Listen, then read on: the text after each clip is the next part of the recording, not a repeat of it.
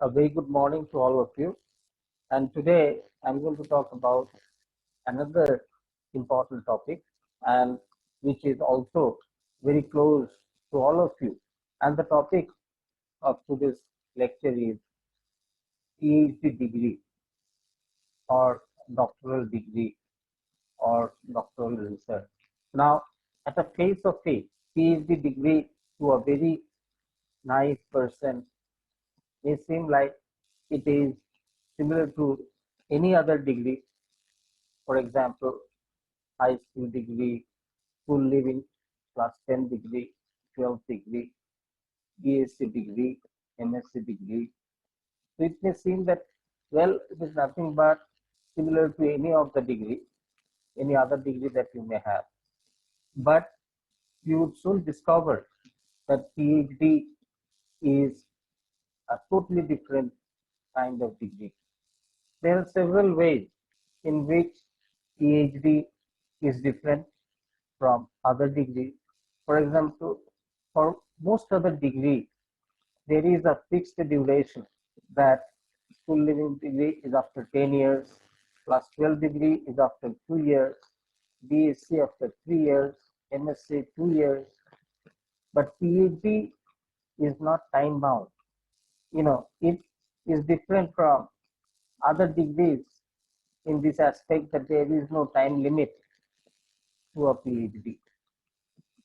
Obviously, we don't want to do a degree perpetually. So there has been motivations, there has been guidelines, there has been factors which sort of channelize the duration of PhD.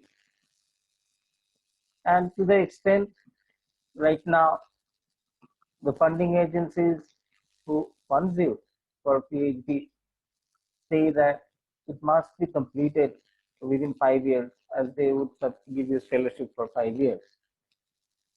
So there are a lot of recommendations, guidelines, suggestions which lead people or point people towards finishing the degree in 5 years. But there is no guarantee or there is no binding that it has to be completed in 5 years. Duration is open ended. You can take 5 years, you can take 4 years, you can get 6 years. So there is no such time limit to a PhD. Second thing, how PhD differs from other degree is from the point that there is no one final examination that if you pass that you get a degree. For example, for your 10th degree, there was a final examination, and so is for 12, so is for BSc and MSc. There will be final examinations when everybody appears on that particular day, whoever is in that class, and they all write the exam. Whoever passes gets the degree. For PhD, there is no such. There are series of hurdles or and obstacles which one overcomes during the course of the journey, and then in the end, tag end of the race, when the person is about to graduate, there is one formal examination which is called PhD defense. And unlike other examinations where everybody of that year, of that class appears for the same examination, PhD defense are very customized examinations. They are conducted for individuals as per their submissions. So our examination date is fixed as per the candidate. So if there are 10 people defending their defense in a single month, they would be held in a 10 separate ways as a 10 separate examination. There is no one common examination where everybody writes and gets. So that is another interesting thing about PhD. So there is no time limit. There is no one single examination that one has to give together. Everybody in the class gives and then gets a degree.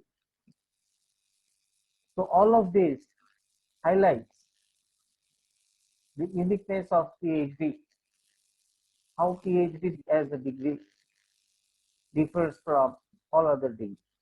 PhD globally, globally, I'm talking not just talking about India or anywhere. Globally is recognized to be not an online degree, that you have to be staying at residence of the university. So you have to be a scholar at the university where you will engage in physical research. So you're going to be working, staying at the institute. It is not like a 9 to 5 job. You are going to be resident resident research scholar of that institute in which you will perform your doctoral research. There is no correspondence PhD. There is no online PhD. Everything has to be done in a laboratory, physically staying with your advisor. And not that for 1 semester, 2 semesters, 6 months, 7 months, entire duration of your degree, which may be 5 years, 6 years, 7 years, as your time it may require. If you look back, that no other degree called for a situation or demanded a situation that you stay at the institute 24/7 to get your degree. For your 10th examination, unless your parents put you in a boarding school, there is no requirement of you having have to stay at the institute to get your degree. Neither it is there for your 12th, nor for BSc or for MSc. You can commute and get your done. But for PhD, it is expected that you are going to be resident research scholar for the entire period of your stay or entire tenure of your program. PhD is supposed to be mother of all degrees. This is the last degree a particular field can offer. And I have told you about three differences how PhD differs from other degrees, and that too at the highest level. Once you get a PhD in a particular field, there is no other higher degree that you can do. That would be the end degree that one can do to go to the frontier of knowledge that exists in that particular field. In that way, this degree is really something which is very sensational if one thinks that way, that this is the last degree that any field can aspire, and having gotten the degree, I am the recipient of the same. That is really a very exciting way to think about PhD. No other degree demands that you stay as a resident scholar, whereas PhD demands so. Now that is also unique, and this is akin to our ancient Indian age-old Gurukul system, where the student stayed with the Guru during the whole course of teaching. The student would stay with the Guru or the hermit, the Guru would teach him the lessons. So PhD it seems follows a similar requirement of that you having have to be a resident scholar at the institute where you would be enrolled in a PhD program, and your guru is nothing but your guide, who would also travel the journey with you for the full 5 years or 6 years that you take to get your degree. In that way, it is kind of interesting to see the coincidence that the highest form of degree or the mother of all degrees in a particular field requires complete commitment from the student side to the extent that the student is recommended or has to be a resident scholar at the place of the doctoral degree and work entirely for 5 to 6 years to commit entirely to the field, do research, and get the degree. This aspect is really exciting if you think it that way, that your PhD is the end degree, is the highest of all the degrees, and that you have to commit yourself to the extent that you have to be a resident scholar, do research, and that will spend 5 6 years dedicatedly on a particular problem to earn the degree. As I said, that there are several ways. If you look at PhD would turn out to be different from all degrees. And today, throughout this discussion, I am going to bring to you these different aspects, different perspectives that one can have on a PhD degree. Once you understand the degree inside out, once you understand the degree from all aspects, from all sides, once you view the degree from all sides, then it becomes easier. What becomes easier? The demands that the degree may require on the student, that become easier to accept, because then you would know that if I do this, then it will be easier for me to get the degree. Otherwise, it may be difficult to accept. It may be difficult to accept that why there is no time limit. Why do I have to stay at the institute? Why cannot I write an examination online and get the degree through correspondence mode? All of these queries would subside, and then if you know PhD in its real value, then it becomes easier on you to mitigate through the journey as one goes along. What are the criteria that PhD brings you? A PhD confers a doctorate title to your name. So you would be permanently called a doctor beyond your PhD till the last day of your mortal life. You graduate from a Mr. to a doctor, or Mrs. to a doctor, or Miss to a doctor with the successful defense of the degree. Now, if you ever wonder what does that mean, to answer this, the best thing would be to look up a certificate that would be given to you upon graduating in a PhD program. The certificate in many universities abroad as well as in India specifically say that on this day, on so and so, that so and so has met all the requirements of a doctoral degree, and that so and so may be admitted to the degree, and that wherever he presents this certificate, let all privileges pertaining to the degree is bestowed on him, and he should also be responsible for upholding all the requirements that the degree requires. So what it means is that you get access to a privileged class or privileged strata, which also bring in a lot of responsibility. And with the degree, you be recognized as the practitioners of the field. This is a new term, a practitioner of the field. What is a practitioner of the field? A practitioner of the field is the person who carry on with the legacy of the field, who takes the field forward, who practices the field, who carries all the skills, the tricks, and the trade of the field and pass it on from one generation to another generation. See, so as a practitioner of the field, you become custodian of the field. You have to protect the field. You have to take the field further. So a lot of responsibilities come onto you with you getting the doctorate. At the face value, it seems that okay, this is a different degree, and if you get it, you get a thing as a doctor.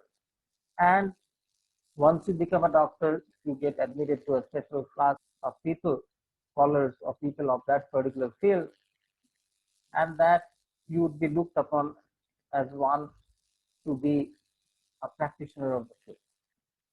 Now, in chemistry, for one to become a real practitioner of the field, one needs another one or two postdoctoral experience.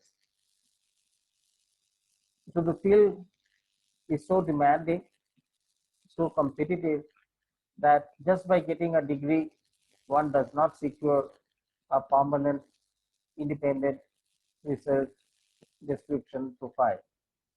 So one has to obtain two postdoctoral research experience, after which one can get hired as an independent researcher when one becomes the real practitioner of the field. See one thing, you cannot get PhD, the doctoral degree, from a non-PhD person. The person who confers to PhD has to be at least another PhD. Let's say a MSc cannot confer a PhD to another person. So for you to be able to give PhD, you have to finish your PhD, which is 5 years or 6 years, and then do at least one or two postdocs. If you do two, that will be another 5 years. So after 10 years or 12 years, you will be recognized as a practitioner of chemistry, where you end up in academic professorial research job. And it is then only that you can confer another PhD. As I mentioned in my previous class, that's how the chemistry genealogy starts.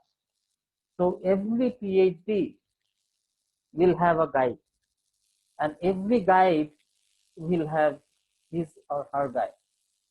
So that's how, and every his or her guide, previous guide, will have another guide, and that's how the legacy is passed on from generation down to generation.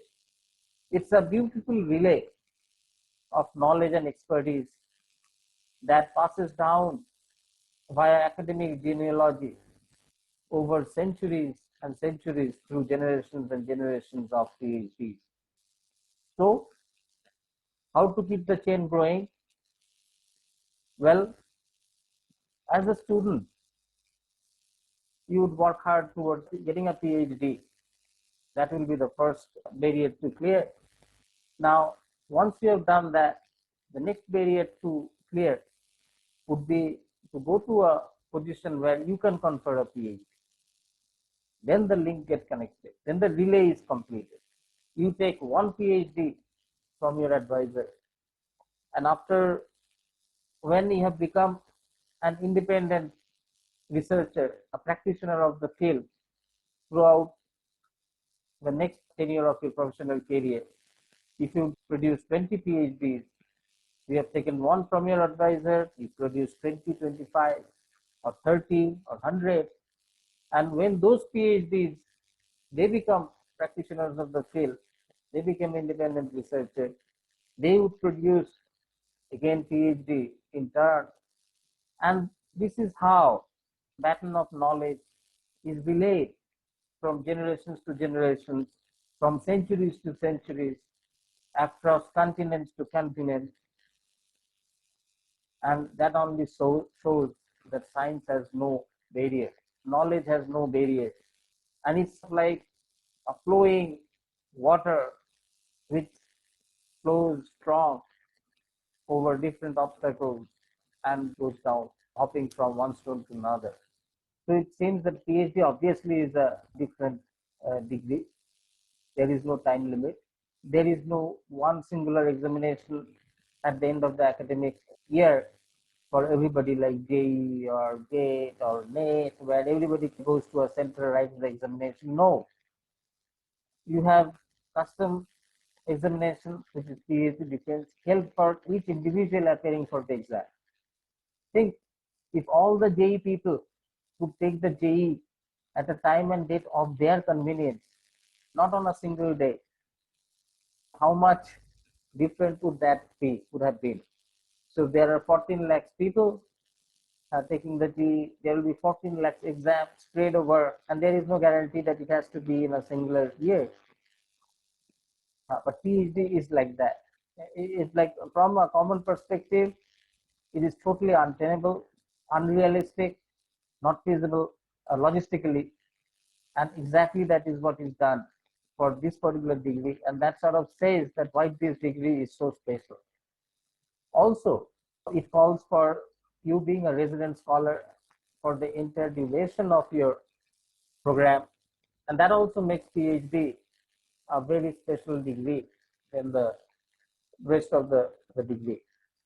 Another thing about PhD is that PhD is seen as a research degree, but it is not only the research that you are graded upon.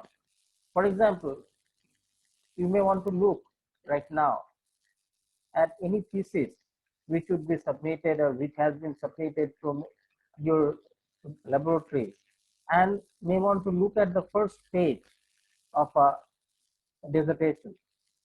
What it would say, the first page of the dissertation would have the title of the thesis, the name of the student, and it would say that submitted towards partial fulfillment of the requirement of PhD degree. So all this research that you would be doing, everything that I've been talking about so far, for everything, the daily research, whatever you are doing for 5 years, and you convert that into a thesis. And when you were submitting the thesis in the first page, you are saying that all of these, what I'm submitting, is only but towards partial fulfillment of the degree. It clearly says that it is partial fulfillment. It doesn't say that this is everything. So what are the other things that you have to fulfill? Apart from dissertation, which is the final defense, there are several other criteria that are also a requirement for a PhD degree. What are these criteria? They would be your coursework at the end. Actually, most institutes all over the world has quantified this criteria and spread it over different years as you progress towards your PhD. So many places, when you join, as soon as you join, they ask you to take comprehensive examination. They will test you on the subject. Then you have to do the coursework, you have to pass that. So 1 year goes in all studying. Then you go to second year, and every year you will have to give a annual progress research. But this is not the same everywhere. Other institutes has different criteria. So let me just confine to the criteria what IIT Bombay imposes. So you will have this annual progress seminar. So there will be an expert committee called Research Progress Seminar Committee, RPC. So RPC consists of advisors and two professors from experts from your department, to whom you will present your progress of research. Again, this examination or this assessment, as I said, is unique as compared to all other examinations, in a sense that there is no one RPC and many students present there of this academic year presents to the same RPC. No, it is each student will have a unique RPC, and each student will present their progress to that unique RPC at a unique time. There is no one common time. They give you 2 months window to contact your RPC and present. So like that, in chemistry department, they will have every year one RPC. Many departments has additional criteria of comprehensive examination. A comprehensive means a department internal criteria which you have to satisfy for the department to forward you for a PhD degree. And that can be a oral examination, a written examination, as per what the department wishes. In many cases, a comprehensive examination will be once the student has identified a research problem, the student has to defend the problem. And if one successfully passes the comprehensive well, then the student is forwarded for the further completion of the PhD degree. So many departments will have a comprehensive qualifier, they call it. So apart from the annual progress, you have to qualify the qualifier, and then you get forwarded for the degree. Everybody requires a fellowship or a scholarship which will fund the person's stay at the institute for performing this higher degree. So government or the funding agencies or the industrial sponsors pick up the tab for you, your stay, and all other financial burdens so that you can do the research. The money that gets funded for your degree is funded by some other entity. So it is the hard earned taxpayer money which is channelized to fund your PhD. So why would the taxpayer want you to do a PhD? So that once you get the degree, you discover something, you become practitioner of the field, you discover new knowledge, and it should be beneficial to the society. Our society moves on generation of the new knowledge, new innovation, the translation, conversion of knowledge to technology, and that has to be a continual process. There is the moment the knowledge generation stagnates, the country collapses because the whole society thrives on inventions and new knowledge. So, what is new today, tomorrow will be outdated. So, there has to be a new knowledge tomorrow to replace what was new today. And this is the continual process.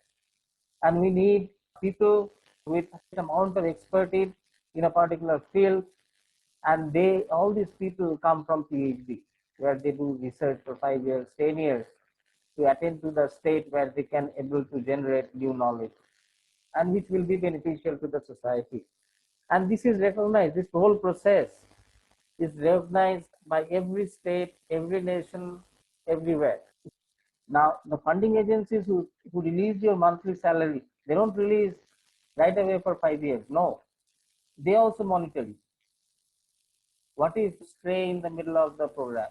What if you take the fellowship and run away? So they also don't release it altogether for 5 years. CSIR, DST don't give you 5 years fellowship right away. No, they will say that we have our own criteria, and that additional criteria you have to meet. For example, if you are MHRD student getting fellowship, they will say that you have to maintain a CPI of 6. So if your CPI goes below 6, then we will stop your scholarship. Now that is not dictated by IIT, that is dictated by MHRD for CSR. Or if you are Monash student, IITB Monash program, they will say we have a minimum CPI of 8. So you have to maintain that 8 status for you to qualify for the fellowship. So PhD is like a decathlon, that you are not competing in one particular race. You're not competing only on 100-meter sprint. You're not competing only on breaststroke swimming even. You're not competing only on one high jump or one pole vault or one discus throw. It is an all-round assessment. And even though it is a research degree, even though you submit a thesis, maybe 500 pages, 1000 pages, 800 pages, 400 pages, whatever, a big amount, a big voluminous work at the end of your degree, and which is called the PhD defense examination. Even though you do that, but that clearly states that it is only towards partial fulfillment of the PhD degree. The other fulfillment, what are the other criteria that you fulfill? Are all of these courseworks, these annual progress seminar, the requirement of maintaining a particular CPI, then the comprehensives or the qualifiers, if there are any, might put in place by your department, so on and so forth. So those are also to be made and qualified by the applicant. So towards the end, the student gets the PhD degree. So we come back to our discussion. So it seems that this is much way different than all other degrees that we have encountered so far. And that had been the topic of today's discussion. I just wanted to impress upon you that PhD as a degree is totally different from all the degrees that you have acquired so far. This degree also means a lot. This is sort of a jumping pad, as I said, to a higher orbit. If you discover something significant, if you made a big discovery, that will lift you to a different opportunity. And subsequently, if you keep on doing that, then you get hired as an independent researcher. And by the time you have created a profile, professional profile for you, PhD from so and so place, postdoc from so and so place, postdoc, and then a professor at so and so place. When you have created a profile,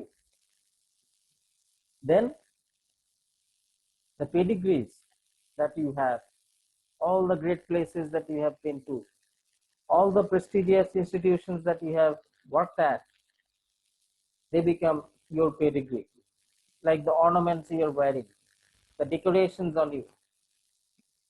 And when you become a practitioner, then the institute hiring you will also list all your pedigrees in their brochure, saying that we have taken professors from so and so, so many different very good prestigious institutes. So PhD by all means is a very serious degree, and it is a continuous degree that keeps on going for full 5 years or more, 6 years, 7 years. And one has to realize that this is very different from the rest of the other degrees. Now, just few minutes on how it impacts the student. Now, for a student, the motivation level does not remain constant for all 5 years. After all, students are humans. After all, these are students who are just maybe 20, 21-year-old people or 23, 24-year-old people, and they just got dragged into a very serious research area where they are supposed to go and fight the battle. And these being young people, untrained people, there will be situations where they will not succeed, which will bring frustrations. So the motivation level of the student does not remain the same all throughout the full 5 years. And that becomes the biggest hurdle for PhD. To keep the motivation at a very high level for the entire course, it's an endurance test. What is the endurance test? Let's say you are running 800 meters. You don't sprint in the first 100 meter and then feel tired and let everybody overtake you in the last 100 meter and you become the last. No, if you had seen it, even if you had seen marathon races, no. Long endurance race, what people do is they save the maximum energy as possible and try to be with the gang till almost towards the end point when they start sprinting. It's a really long race, and towards the end they are sprinting as if the whole world would collapse. They have saved all the energy till the last point when they would sprint. So, as I said, the PhD is like a decathlon. It's a race for stamina, grit, conviction, hard work, regularity, and to have that belief that I will and keep giving 100% day in and day out till you meet or reach the end of the race. So that remains a challenge. That is a challenge. And it is something that I can only comment upon, but one has to really keep it up that way. Even myself, when I was a student going through it, there are times, I felt not as hardworking as I should have been. And these are all part of being a human. Otherwise, robots would do a better PhD. No. But this is the process that one has to go through. You cannot let the guard down, and you have to keep it up, keep persisting till you reach the end of the goal, which is your PhD degree. So today I will close this discussion on PhD degree. What is PhD about? How is it different from all other degrees? And again, I thank you for being with me in this lecture. And also, I will take up another interesting topic when I meet next. Till then, goodbye and see you soon. Bye.